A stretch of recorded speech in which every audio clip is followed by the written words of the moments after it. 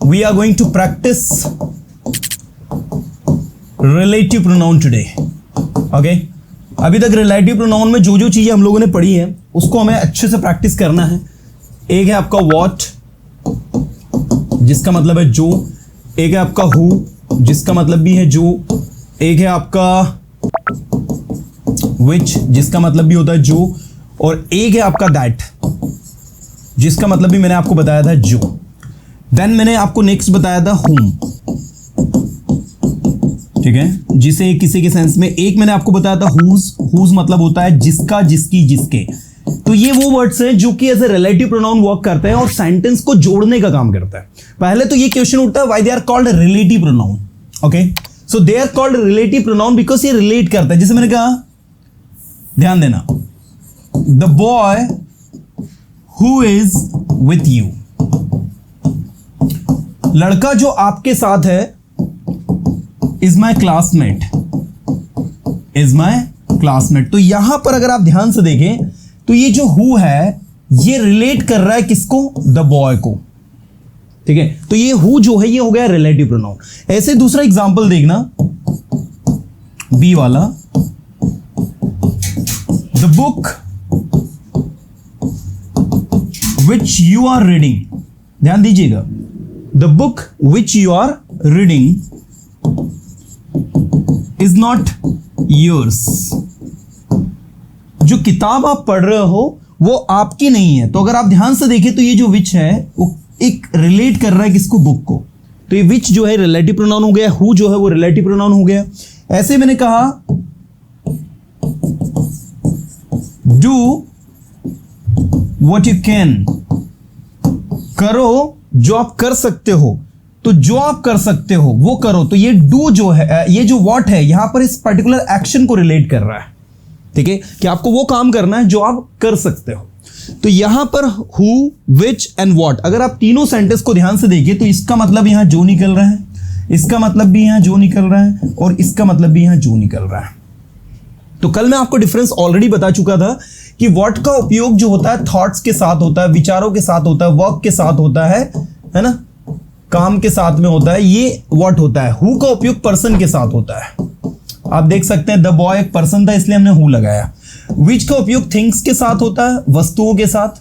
जैसे आप देख सकते हैं बुक एक वस्तु है इसलिए विच लगाया. साथ में एनिमल्स के साथ में भी आप किसका उपयोग करते हैं? विच का उपयोग करते हैं. और इन सब के स्थान पर ये जो दैट है, दैट का उपयोग हो जाता है सभी पर. व्हाट के स्थान पर भी, हु के स्थान पर भी, विच के स्थान पर भी. कब हो जाता है? जब आप कहीं पर कुछ ऐसी सिचुएशन हो, जैसे मैंने कहा द सेम, मैंने कहा रवि वही लड़का है जो सबकी मदद करता है. तो Ravi is the same boy that helps all. इस सेंटेंस के अंदर द सेम लगा होने से देखना, ध्यान देना,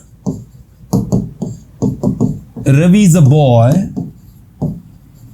हु कैन डू दिस. ध्यान देना, Ravi is a boy, Ravi एक लड़का है जो ये कर सकता है. और अगर मैं कहूं Ravi is the same boy, तो यहां पर अगर आप ध्यान से देखें तो रवि को स्पेसिफाई करके बोल रहे हो कि रवि वही लड़का है जो ये कर सकता है. तो on the place of who आपको दैट लगाना है, दैट कैन डू दिस. ठीक है, तो रिलेटिव प्रोनाउन वो वर्ड्स होते हैं जो किसी नाउन को रिलेट करने का काम करता है. क्या कहा मैंने? रिलेटिव प्रोनाउन वो वर्ड्स होते हैं जो किसी नाउन को रिलेट करने की कोशिश करते हैं. And today we are simply talking about different sort of relative pronoun and we will be discussing and will be using them in our spoken English. And the most important things कि हमें इन्हें relative pronoun को spoken English में use करके हमारी language को कैसे बेहतर बनाना है. That is today's topic that we are going to discuss. इसके अलावा इसमें कुछ रिलेटिव एडवर्ब्स भी हैं जो आप एड ऑन कर सकते हो. जैसे फॉर एग्जाम्पल मैंने कहा व्हेन, व्हेन मतलब होता है जब. ऐसे मैंने कहा वेयर, वेयर मतलब होता है जहां. इनको भी आप इसमें यूज कर सकते हो. इनसे बनने वाले जो शब्द हैं, जैसे व्हेन से बनता है व्हेनेवर, वेयर से बनता है वेरेवर, हुज से बनता है हुजेवर, हुम से बनता है हुमेवर, व्हाट से बनता है व्हाटएवर, हु से बनता है हुएवर, वो भी आज के सेशन में हम लोग डिस्कस करेंगे डिटेल में. तो आज सब कुछ टोटल प्रैक्टिस कर रहे हैं हम लोग और कुछ नया सीख रहे हैं। मैं चाहूंगा कि आप सभी जो है अपना 100% दे, एक एक चीज को सुने, समझे और कॉन्फिडेंटली बोलने की कोशिश करें। भाई याद रखना, the more you speak the more you learn, and today you are just watching my session, you are attending my session, it means आपको कुछ नया जरूर सीखने को मिलेगा। चलिए आइए मजे के साथ स्टार्ट करते हैं। मैंने कहा बोलो जो आप बोल सकते हो, एक एक स्टूडेंट को बोलना है, सुनने से काम नहीं चलेगा। बोलो जो आप बोल सकते हो, स्पीक व्हाट यू कैन, करो जो आप कर सकते हो, डू व्हाट यू कैन। मैं नहीं कर सकता जो आप कर सकते हैं, क्या कहेगा इंग्लिश में? मैं नहीं कर सकता जो आप कर सकते हैं, आई कांट डू जो आप कर सकते हैं, व्हाट यू कैन। मैं नहीं बोल सकता जो आप बोल सकते हैं, I can't speak What you can। मैं जानता हूं आप क्या कर सकते हैं, I know what you can। मैं जानता हूं आप क्या कर सकते हैं, मैं जानता हूं जो आप कर सकते हैं। तो दोनों सिचुएशन के लिए यूज होगा आपका I know what you can। मैं जानता हूं आप क्या कर सकते हैं, मैं जानता हूं आप जो आप काम कर सकते हैं। मैंने कहा ध्यान से सुनो जो मैं बोल रहा हूं, क्या कहेंगे? लिसन केयरफुली जो मैं बोल रहा हूं, what I am speaking, what I am speaking. मैं उस बारे में जानता हूं जो आप बोलना चाहते हो, I know about that what you are speaking, what you are speaking. So that is actually the what. ऐसे ही हु के सेंटेंस बनाओ, हु का उपयोग पर्सन के साथ होगा। मैंने कहा उस लड़के को बुलाओ जो कल एब्सेंट था, call the boy who was absent yesterday. आपने कहा मैं उस लड़के को नहीं जानता जो कल एब्सेंट था, आई don't know the boy who was absent yesterday. मैं उस लड़के को नहीं जानता जो कल एब्सेंट था, आई don't know the boy who was absent yesterday. फिर आपने कहा सर मैं जानता हूं कौन कल एब्सेंट था, या मैं उस लड़के को जानता हूं जो कल एब्सेंट था। दोनों एक जैसे बनेंगे, ध्यान दो। जैसे आपने कहा मैं जानता हूं कल कौन एब्सेंट था, तो आप कहोगे I know who was absent yesterday. एक तो आप ये बोलोगे, दूसरा आप बोलोगे मैं जानता हूं उस लड़के को जो कल एब्सेंट था, आई नो द बॉय जो कल एब्सेंट था, हु वाज एब्सेंट यस्टरडे। ठीक है, आप जब इसका इंग्लिश बनाओगे तो आप बनाओगे I know the boy who was absent yesterday. मैं उस लड़के को जानता हूं जो कल एब्सेंट था। ठीक है, this is the situation dear students. Now तो हु के सेंटेंस, मैंने कहा क्या आप उस लड़की को जानते हो जो ये काम कर सकती है, do you know the girl who can do this. क्या आप उन लड़कों को जानते हो जो कल यहां मस्ती कर रहे थे, do you know the boys who were doing mischief here. तो आपने कहा हाँ मैं उन लड़कों को जानता हूं जो कल यहां मस्ती कर रहे थे, yes I know the boys who were doing mischief here. क्या आप मुझे उन लड़कों के नाम बताएंगे जो कल यहां मस्ती कर रहे थे, will you please tell me the name of the boys who were doing mischief here. तो आपने कहा मैं उन लड़कों के नाम नहीं बता सकता जो कल यहां मस्ती कर रहे थे। बताइए इसकी इंग्लिश क्या होगी? मैं उन लड़कों के नाम नहीं बता सकता जो कल यहां मस्ती कर रहे थे, क्या कहेंगे? बनाइए, मैं उन लड़कों के नाम नहीं बता सकता, I can't tell the name of the boys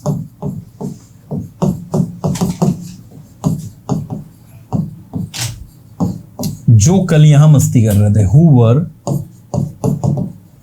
doing mischief here. ठीक है, who were doing mischief here मतलब जो यहां मस्ती कर रहे थे। सो बेसिकली अगर मैं कहूं ना तो अपने आप में जितनी भी चीजें हैं जिसको आप समझ रहे हो, सारी चीजें इजी गोइंग है, आसान है, कोई बहुत बड़ी डील नहीं है, you can easily learn them. लेकिन सबसे इंपॉर्टेंट चीज है कि आपको थोड़ा सा दिमाग तो खर्च करना पड़ेगा। मैंने कहा रोहन जो आपका दोस्त है मेरा भाई है, क्या कहेंगे? रोहन जो आपका दोस्त है, who is your friend,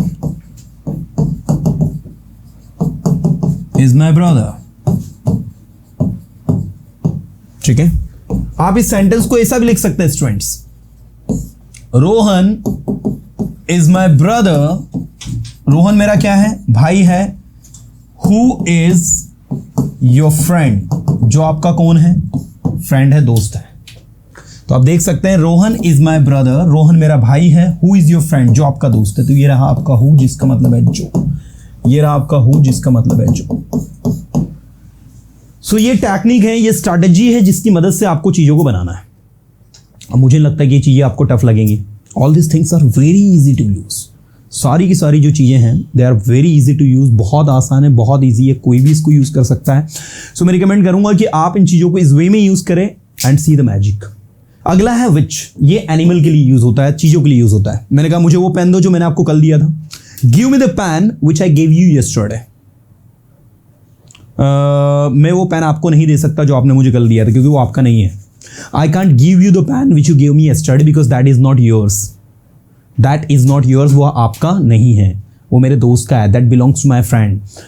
so मुझे वो पेन दो, गिव मी द पेन जो मैंने आपको दिया था, विच I gave you.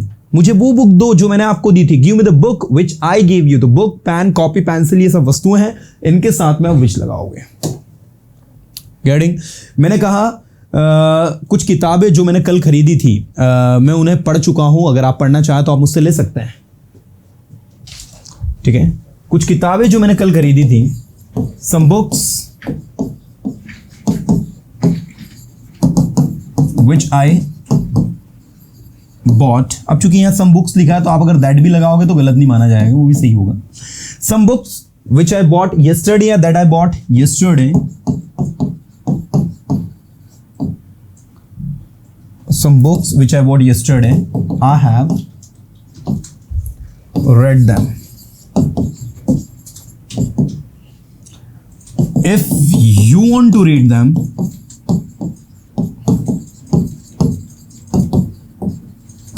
you can take. अगर आप उन्हें पढ़ना चाहें तो आप ले सकते हैं। ऐसे मैंने कहा मुझे वो फोटो दीजिए जो कल रात हमने पार्टी में क्लिक किए थे। क्या कहोगे? Give me the photos, give me the photos that we clicked या that we captured, that we took भी कह सकते हो आप, दैट और विच दोनों लगा सकते हो। विच वी टुक या which we clicked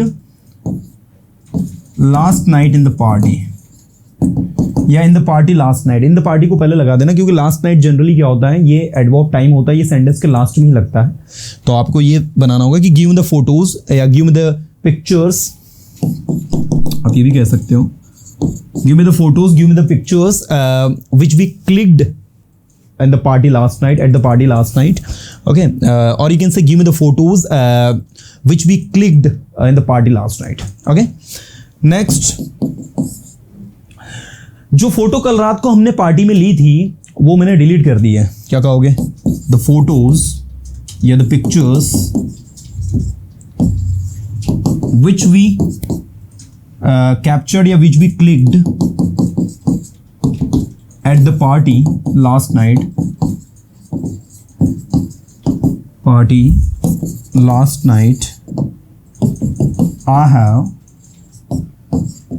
deleted them. I have deleted them. या फिर आप ये भी कह सकते हो कि the pictures which we clicked at the party last night have been deleted by me. Have been deleted by me. Have been deleted में बनाओगे तो पेसिव वॉइस में बन जाएगा। कॉमा लगाना, कॉमा के जस्ट बाद डायरेक्ट लिख देना हैव बीन डिलीटेड बाय मी, वो मेरे द्वारा डिलीट कर दिए गए, है ना। मैंने कहा जो पिक्चर्स कल रात को हमने पार्टी में लिए थे, बड़े ही शानदार फोटोज थे यार। The photos, the pictures that we clicked last night in the party were splendid, very splendid, बड़े ही शानदार थे। So this is the way to answer. आप जब बोलोगे ना तब आपकी टंग पर चीजें आएंगी। Until and unless you speak, you are not going to speak. तो बोलने की टेक्निक को डेवलप करना है, बोलना है, बोलने से इंग्लिश आती है दोस्त। चलो आगे देखो, विच हो गया, इसके बाद दैट तो मैंने आपको बता दिया, हर जगह लगा दो। वो सारे काम करो जो आप कर सकते हो। Do all the work, do all the work that you can do, do all the work या do all those work that you can do. तो ऑल आ गया इसलिए दैट लग जाएगा, समबडी आ गया इसलिए दैट लग जाएगा, एवरीबडी आ जाएगा। मैंने कहा वो सारे लड़के जो कल एब्सेंट थे वो आज प्रेजेंट है।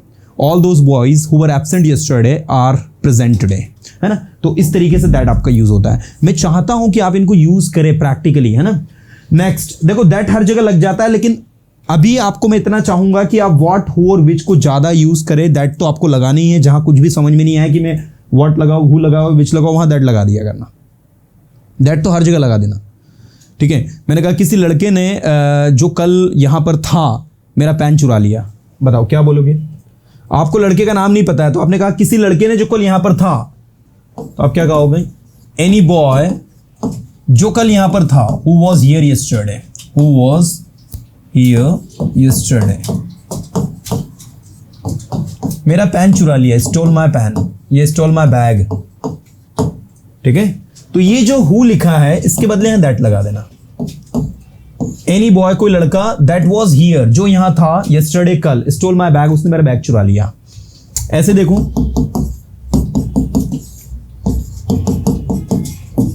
ऑल द गर्ल्स, वो सारी लड़कियां जो कल एब्सेंट थी आज वो प्रेजेंट है। All the girls that were absent yesterday, याद रखना दोज नहीं लगाना, दैट के साथ वर लगेगा क्योंकि यहां पर गर्ल्स की बात हो रही है। अगर गर्ल होती, एक ही लड़की होती तो वॉज लगाते हैं। All the girls that were absent yesterday, that were absent yesterday, वो आज प्रेजेंट है, आर प्रेजेंट टुडे।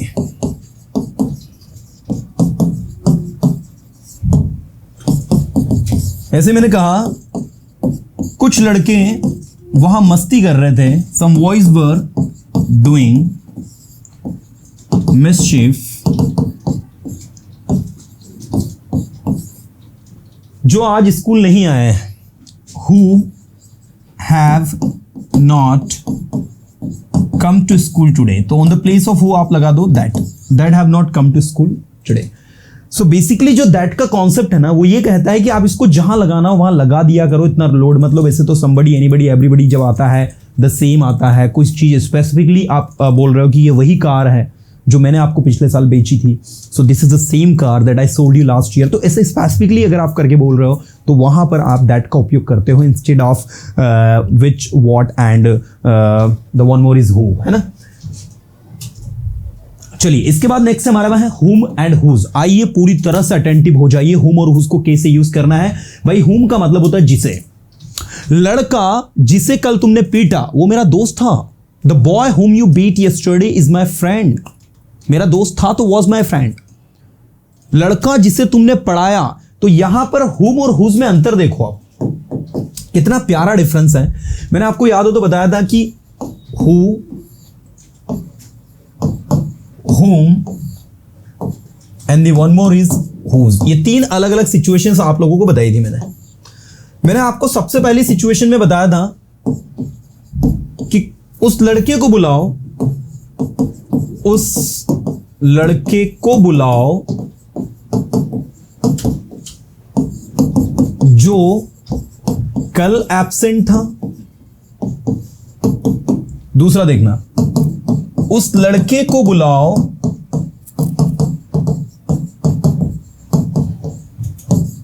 जिसे तुमने कल पीटा, या जिसे तुमने कल पीटा नहीं देखा, जिसे तुमने कल यहां देखा, ठीक है। और उस लड़के को बुलाओ, लड़के को बुलाओ जिसकी ये कार है। अब मुझे बताइए तीन अलग अलग सिचुएशंस आपके साथ हो रही है। हु जो, होम जिसे, और हुज जिसका, जिसकी, जिसके। Now in these three different sentences, three different situations are here. When you make them into English, you would say, call the boy जो कल एब्सेंट था, who was absent yesterday. Call the boy who was absent yesterday. दूसरा sentence देखो, यहां पर हमने who लगाया, क्यों? क्योंकि हम एक लड़के की बात कर रहे हैं, ठीक है। ये एज अ सब्जेक्ट आ रहा है, दैट इज वाई हम लोग हु लगा रहे हैं कि call the boy who was absent yesterday, उस लड़के को बुलाओ जो कल एब्सेंट था। सेकंड देखो, यहां पर उस लड़के को बुलाओ जिसे तुमने, तो सब्जेक्ट तो तुम हो, जिसे तुमने देखा वो ऑब्जेक्ट था, तो ऑब्जेक्ट के लिए हुम लगेगा। इसकी इंग्लिश होगी कॉल द बॉय जिसे, जिसे के लिए हुम लगेगा, whom you saw here yesterday। ठीक है, इसकी इंग्लिश क्या होगी? Call the boy whom you saw here yesterday। और तीसरा, उस लड़के को बुलाओ जिसकी ये कार है। तो कॉल द बॉय जिसकी ये कार है, whose car this is। This नहीं बोलेंगे, दिस इज पहले सब्जेक्ट आएगा। सो बेसिकली मैं आपको यह समझाना चाहता हूं कि हु वहां लगाओ जहां पर सब्जेक्ट गायब हो रहा हो, हुम वहां लगाओ जहां ऑब्जेक्ट गायब हो रहा हो, है ना। सब्जेक्ट तो दिया, आप देख सकते हैं, देखा किसने? आपने देखा, सब्जेक्ट तो दिया है, जिसे देखा वो हुम है। ऐसे देखो, मैं उस लड़के को जानता हूं, ठीक है, मैं उस लड़के को जानता हूं जिसे तुम कल पढ़ा रहे थे, जिसे कल तुम पढ़ा रहे थे। आई नो द बॉय, जिसे कल तुम पढ़ा रहे थे, whom you were teaching yesterday। तो यहां पर हमने क्या लगाया? whom लगाया है। और अगर मैं बोलूं मैं उस लड़के को जानता हूं जो आपको पढ़ा रहा था, तो यहां लड़का आपको पढ़ा रहा था, तो आई नो द बॉय जो आपको पढ़ा रहा था, who was teaching you yesterday। दोनों सेंटेंस अलग अलग हैं। Who was teaching you yesterday, इन दोनों सेंटेंस पर रिसर्च करना, थोड़ा सा दिमाग लगा के पढ़ना, आपको समझ में आएगा कि क्या हु और हुम में अंतर है। मैं उस लड़के को जानता हूं जो कल आपको पढ़ा रहा था, मैं उस लड़के को जानता हूं जिसे कल आप पढ़ा रहे थे। पढ़ाने वाले यहां पर आप है तो ऑब्जेक्ट गायब है, यहां पर जो लड़का पढ़ा रहा था वही गायब है। तो आपको तो पढ़ा रहा था, आप ऑब्जेक्ट हैं, इसीलिए यहां हु लगा है। आप देख सकते हैं ये हु लगाया हमने यहां पर, और यहां पर हमने हुम लगाया। और मैं उस लड़के को जानता हूं जिसके फादर आपको पढ़ाते हैं। आई नो द बॉय जिसके फादर आपको पढ़ाते हैं, हुज फादर टीचेस यू। ठीक है, तो अगर इस कॉन्सेप्ट से अगर स्टडी करोगे ना, आई गारंटी यू लाइफ में कभी कंफ्यूज नहीं होगी कि हु, हुम और हुज में क्या डिफरेंस है। तो ये रिलेटिव प्रोनाउंस ऐसे हैं जिनको समझने के लिए थोड़ा सा खर्च करना होगा दिमाग आपको, और ऐसे आपको समझ में आएगा, you will never forget it through out your life. तो ये है व्हाट, ये है हु, है विच, ये है दैट, ये है हुम, हुम मतलब जिसे, हुज मतलब जिसका, जिसके, जिसके। व्हेन मतलब होता है जब मैं वहां गया, व्हेन आई वेंट देयर, मैंने देखा वहां कोई नहीं था। When I went there I saw there was no one, nobody was there. जब मैंने उसे कॉल किया तो उसने मेरा कॉल पिकअप नहीं किया। When I called him, he did not pick up my call. When I called him, he did not pick up my call. जब मैं यहाँ आया, when I came here. जब मैं वहाँ गया, when I went there. जब मैंने पढ़ाई करी, when I studied. जब मैंने sentences बनाया, when I made sentences. जब मैंने sentences बोले, when I spoke sentences. जब मैंने English बोली, when I spoke English. मैंने कहा मुझे उस जगह के बारे में बताओ जहाँ आप जा रहे हो। क्या कहेंगे? Tell me about the place where you are going. मुझे उस जगह के बारे में बताओ जहां आप जा रहे हो। Tell me about the place where you are going. मैं उस जगह के बारे में नहीं जानता जहां आप जा रहे हो। I don't know about the place where you are going. क्या आप उस जगह के बारे में जानते हो जहां मैं जा रहा हूं? Do you know about the place where I am going? नहीं, मैं नहीं जानता भाई आप कहां जा रहे हो। No, I don't know where you are going. क्या आपको पता है उस जगह के बारे में जहां मैं जा रहा हूं? Do you know about the place where I am going? क्या आपको पता है रवि कहां रहता है? Do you know where Ravi lives? तो कहां एंड जहां एट अ सेम टाइम, दोनों के सिमिलर मीनिंग इसके निकलते हैं। मैं चाहता हूं कि इसको ऐसे फिट करो कि रिलेटिव प्रोनाउन लाइफ में कभी पढ़ना नहीं पड़े, है ना। रिलेटिव प्रोनाउन ऐसे फिट हो कि आप रिलेटिव प्रोनाउन को लेकर थोड़ा सा भी टेंस्ड ही फील नहीं करो। आपको ये लगे यार it's halwa, it's just like halwa. Learning English is just like halwa, and specially the relative pronoun is just like halwa.